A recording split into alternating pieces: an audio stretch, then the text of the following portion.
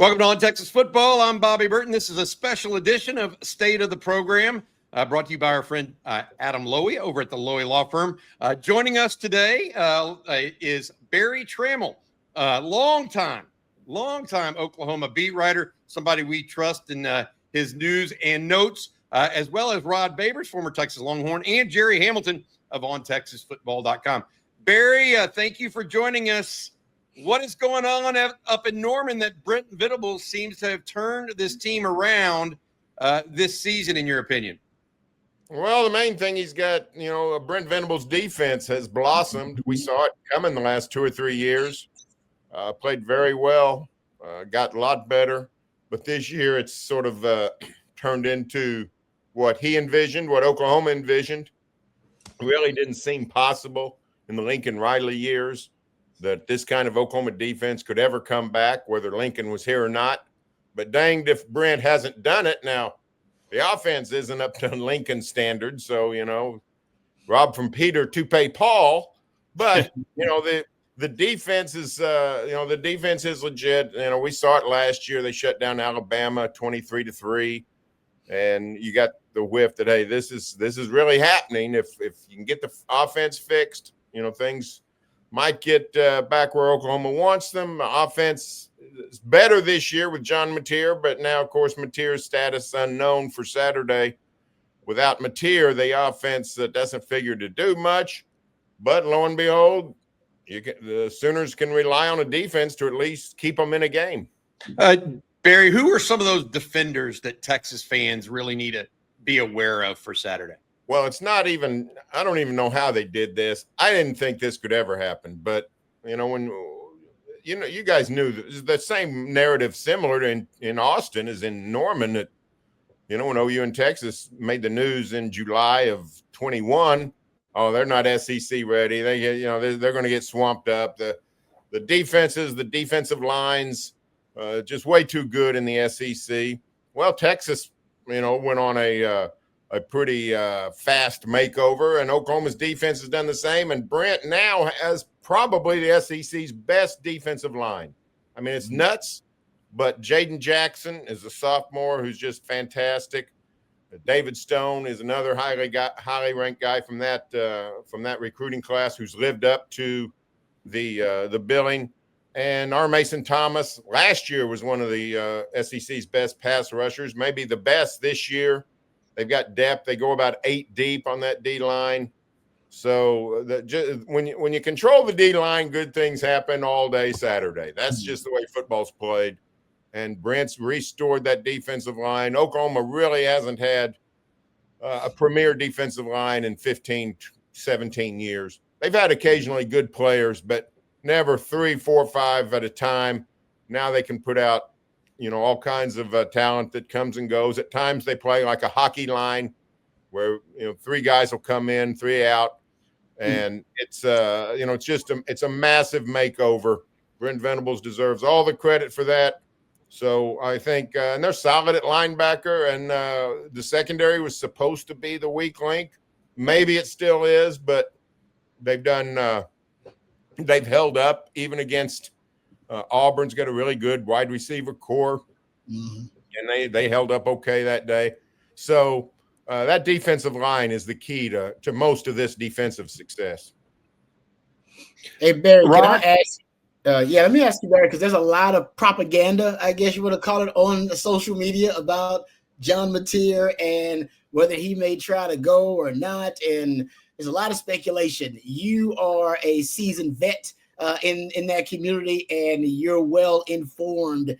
What are your thoughts? Just give me your general thoughts and percentage. Give me a percentage of the chance of John Mateer stepping out there. Well, here's what I think is the truth.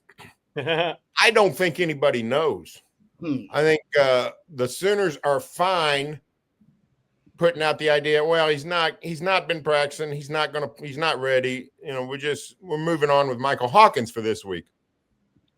But I also think they're going to give John Mateer every chance to play Saturday. Yeah. And, Brent said he's done no 5-on-5 work, good on good, 5-on-5, good on good work this week. Well, he said that at noon Tuesday. Excuse me. He says that at noon Tuesday. They'd only had one practice, his Monday's practice. And here's the thing. I don't care if he hadn't put on a pair of shoes all week. He's able to grip a football on Saturday. He's playing. And you guys have been around not long enough to know, the human body is a strange thing. You might be able to grip a football not on Wednesday, but then you can do it on Thursday. And I think Oklahoma is not going to – they're not going to limit themselves on anything. So I think they're preparing Michael Hawkins to play. But if John Mateer can grip a football on Saturday at 2 o'clock, I think they're going to say, John, you're in. So it puts both teams in the situation of sort of having to prepare. Ben Arbuckle admitted yesterday, we sort of got to come up with 2 game plans. Yeah. Because both quarterbacks are good at different things. Texas got to do the same thing. I know Sark says we're preparing for Mateer. He's got to, but he's also got to worry about a few Michael Hawkins wrinkles. Not that Hawkins can do much of anything as good as John Mateer, but he does have quite a bit of speed. So you sort of got to make sure that you got quarterback containment going on. So it's a mystery, and it'll be a mystery right up, I think, until kickoff. Hey, Barry, you know how this game goes. Even when you start doing things well in a rebound year, it's still okay. Well, this is an area that the team has to get better. And with Oklahoma, it's running the football, right, with the running backs, not the John Mateer run game, with the running backs. How much of a, not this week, but long term, how much of a concern is that, do you feel like, for Oklahoma right now in the coaching staff and in the fans' world? It's a big concern because, frankly, they didn't run it all that well last year either. And they just don't have much of a running game. They can't break any explosive plays. Couldn't last year. And, they've got a couple of, I would say, pretty good offensive linemen. Nothing like the old days. This is not the Bob Stoops or Lincoln Riley offensive line. So it's not a great offensive line, and the tailbacks are okay. Oklahoma and Texas, just like Texas, they're never without tailback talent. I mean, you can find tailbacks on trees. So, I don't think that's the problem. But they just haven't been able to run. They weren't able to run on Kent State to a much degree. Kent State's the worst team in major college football. So, let's see what Florida State ran for 490 yards, 450 yards, something in the 400s. Yes. It's like it's a 71 wishbone or something. And OU's, not able to approach 200. So they're not a good running team. They need Mateer or Michael Hawkins for that matter to get that thing going. Every once in a while you see one of these teams not do much in September, into October, and come up with wrinkles that work in the Cotton Bowl. But, relying on that seems to be not much of a plan. I think they're going to have to figure out a way to move the ball other than just the traditional run game. Is that the OU's weak spot, or if there is one, is that it, or are there other areas of concern in your opinion for OU fans? Now it's the O-line and the failure to open up holes. That would be it. Of course, with Michael Hawkins in the game, perhaps he becomes the weak link. I thought he was very disappointing Saturday. I went into that game fairly optimistic on Michael Hawkins' progression and future and those things. I saw quite a bit from him last year that, he's put in a tough spot, replacing Jackson Arnold, who had played poorly and leads a victory at Auburn. And then, you get a little bit optimistic, and he goes down to Texas and, didn't do much. The Longhorns dominated. But that can happen against a great team like Texas was. And I just saw a lot from him. Even in the bowl game, I thought Michael Hawkins played pretty good. And I thought this guy is a wonderful backup. I don't know if he's the future, but he's a super backup. And I didn't see much accuracy. They said in 1964, you can't go 50-50 on your passes. No. You can't. I'm just talking about delivering it in the vicinity where the guy can catch it. Michael Hawkins I graded him out at 12 out of 24. He threw 24 passes. I called 12 of them accurate and 12 not accurate. You can't live like that in 2025. No. So my pessimism on the Sooners' chances with Michael Hawkins went up significantly after watching the Kent State game. Interesting. Hey, what about this? Because there's been some thought that Brent Venables, if he rushes John Mateer back, he's making a long-term bad decision for the Sooner program. Because OU, undefeated right now, he goes out there and John Mateer, say he gets re-injured in a Texas game, because Mateer is look, we think he's a warrior. We think he's a hard-nosed, good player, right? But he is hard-nosed, and he is going to run the football. That's just in his nature, right? And he goes out there and gets re-injured, and all of a sudden, what does OU's season look like if Mateer somehow gets re-injured at Texas? Is that in the thought process at all in the Sooner land? Well, here's what we don't know. We don't know what the doctors are saying. Yeah. We don't know exactly what does that thumb mean. Can he re-hurt it? Is he exposing himself to injury if it's not ready to go? What kind of protective device can he play with and throw with? These are things we don't know. If there's a chance, this will hit home with Texas fans. I don't think this is a Kevin Durant situation where, Kevin clearly, whatever year that was, 19, I guess, he, clearly wasn't ready to go back, but goes back, tries to, save the season, tears his Achilles. He's out for 16 months or whatever it was. If there's anything remotely like that, he shouldn't play. Yeah. I'm just thinking like somebody, he's carrying the ball and somebody twists the ball and twists his thumb. Yeah. And all of a sudden OU's back at square one. And this season. No, that's a good question, because here's the thing. As big as the Texas game is to Oklahoma, whether they're 5-0 or 0-5, it's huge, right? Yep. But the way this kooky season's going, the loser of this game, now Texas has put itself in a little bit of a hole, losing to Florida. Oklahoma hadn't had one of those yet. If the Sooners lose, they can tell themselves we're still in the race. Yeah. Now, the schedule's killer. After Carolina, they got 5 straight games against teams currently in the AP top 14. So I don't really recommend losing to anybody, because you're going to lose some games. Don't go giving one away. But the season's not over if they lose to Texas. I mean, that's rational thought. I just think that it being a thumb, that's a strange, we never think about protecting your hand. We think about protecting knees and ankles and heads. So I think it comes down to this. If he can grip a football, he's going to play. And if he can't grip a football, he's not going to play. I don't think it's any more complicated than that. All right, Barry, one last question for you before we let you go. We appreciate you, by the way, here at On Texas Football, spending some time with us. You have a prediction for this game as is right now? Like, which way you leaning? Well, the odds makers have been, they're wishy-washy. The odds have been going, or the line has been going down, down, down. What are your thoughts? Well, here's the deal, and I may have told you guys this last year when I joined you. Historically, I've always picked the team that won the year before. That's because this is such a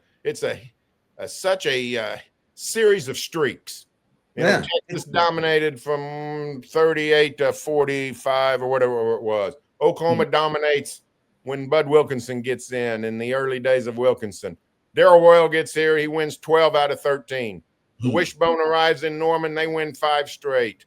On and on it goes up until mostly we had a little window in the 90s where you didn't know what was going to happen. But outside of that, it's been, 4, 5, 6 year swings where one school dominates. And I just always thought the team that wins has a big edge for the next season, because Oklahoma, Texas is a no excuses game. When Michigan goes to Ohio State and loses, the Wolverines on the bus ride back can think, you know what, we're not supposed to win at the Horseshoe.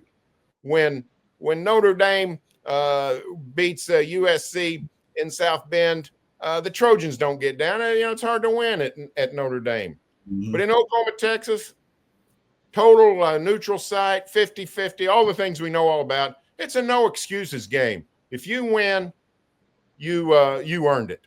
So I've always thought the winner of this game has an advantage going forward. But a couple of things in play. the rosters turn over so much.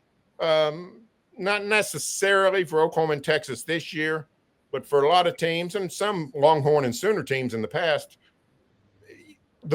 doesn't really matter as much as it used to. And number two, we're all of a sudden on an AB pattern, right? I mean, Sooners won with that rally in 21. Texas wins in 22. OU wins in 23. Texas wins in 24. We haven't seen much of this kind of. Maybe it's time for me to scrap my scrap my theory and pick Oklahoma this year. And then I saw Michael Hawkins throw against Kent State. I said, you know what? I'm going to hold on to my theory for another year and see what happens. So I picked Texas to win a close, low-scoring game. I believe in I still believe in that confidence thing, and I think the Longhorn veterans, especially the fourth-year guys, I mean, they've gone to Dallas and won in routes 2 of the last 3 years. And the one time they lost was a great rally by a guy who's now starting for an NFL team. So I think Texas has a lot going for it in the last few years. And without John Mateer, I don't know if Oklahoma can score enough to win this game. Interesting. Berry Tramel, Tulsa World. I wish that some Texas fans could share your confidence, even though it's a little wishy-washy. You and I both know this feels like one of those games they can win. It's going to be a game of momentum. It always is. There'll be ups and downs. Rod, you played in it as well. Berry, thank you so much for joining us, buddy. You have a good one, man. You bet. See you guys later. All right. Thank you so much. Appreciate you very much. That's Berry Tramel of Tulsa World. We appreciate him joining us. We'll finish up the state of the program here, asking Gerry and Rod one more question each before we get going. I want to mention Adam Lowy is our sponsor of the day of the state of the program. Reach out to Adam if you've been injured in a car wreck, truck wreck, automobile accident of any kind, including anything from a ATV to 18-wheeler. That's LowyLawFirm.com. Reach out to them and Adam. He's a 20-year specialist in this industry, and he's a Texas law school grad. All right, Gerry and Rod, y'all's initial thoughts. I just want to get that because Berry Tramel's a long-term guy. I mean, he's been covering the Sooners for 30 years. Yep. He's been there, seen it, done it. You could hear his take. It was very reasoned. He didn't like what he saw out of Michael Hawkins. That much is maybe more clear than what some Texas fans realize, because you look up at the scoreboard, what did they beat Kent State? 55-0? Yeah. What were your thoughts, Rod, just listening to him talk? I'm a lot more confident in Texas's chances in this game because, like you said, he knows that program really well. But he did say that if Mateer can play, if he could grip a football, he's going to play. And I think if Mateer plays, Mateer tips the scales. I do think if Mateer plays, they win. Mateer doesn't play, I still think Texas has the advantage because of Michael Hawkins. So it really is about what happens with that decision about John Mateer. And if he's good enough to play him with you, he plays with reckless abandon. I mean, it's just the way he plays the game. So that recklessness, I think, oftentimes for a quarterback is usually a bad thing. But for him, it adds juice to the offense and juice to the running game. So if he plays, they win. That's how I feel about it. What do you think, Gerry? What did you think of his thought process there? Yeah, I think it was really interesting. And, you know, Mateer's such a tough one for me because it's a thumb on his throwing hand. Yeah. Like, I mean, that is a different deal because all it takes is a couple of balls sailing and you throw a couple interceptions you wouldn't normally throw, and that can tip the scales in that game. Now, if you listen to Berry Tramel, Michael Hawkins is going to throw it in the stands and hit the cheerleaders and hit everybody else in the stadium. So maybe you still go with the guy who has very little thumb pressure in this game. But, yeah, look, it's hard for me to get around, and I know it's a rivalry game. The two things that concern me, but maybe it's just how Texas didn't show up physically last week for a must-win game in the SEC opener. That just sticks with me. I have an issue with that because that reeks for me for some reason. That really does. But this should be the most physical game Texas has played coming off of that crap last week. So there's that. But then you get down to, if Texas answers the bell this week, then you get down to, this is the best third down defense in America. And people are like, well, who's Oklahoma played? Well, they've played offenses as good as Texas this year, as it turns out. Not on paper before the year, but this year Texas hasn't done anything offensively against anybody.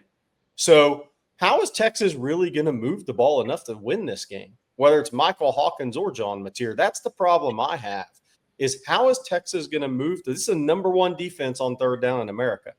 Texas is what, 125, 115 in third down offense.